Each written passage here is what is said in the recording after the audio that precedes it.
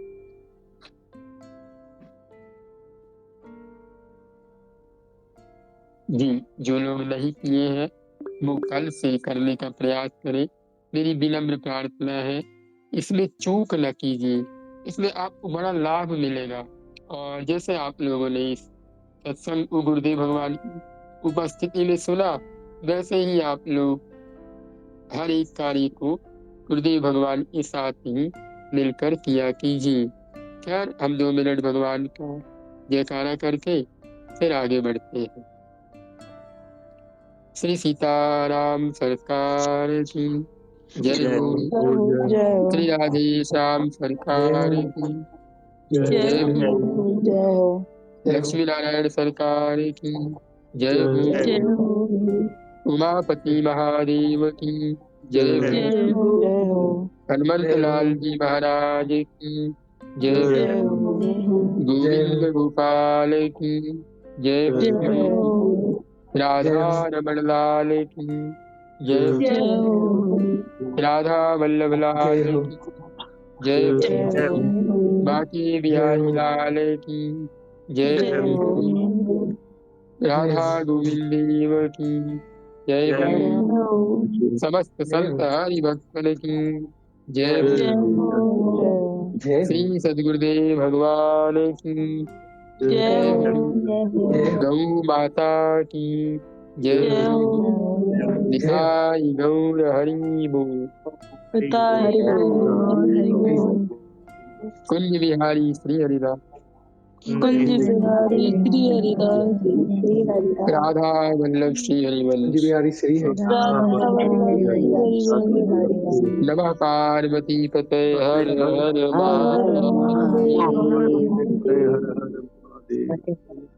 जय जय श्री सीताराम, जय जय श्री राधे श्याम जी। अब हम कल यानी शाम को यानी रात में 9 बजे गीता जी में आने का आप लोग प्रयास कीजिएगा। अभी आप लोगों से आज्ञा चाहता हूँ। श्री सीताराम, श्री राधे श्याम। कोई भूल चूक हो जाए तो क्षमा करने का पूरा प्रयास कीजिएगा। राधे श्याम, प्रणाम। राधे।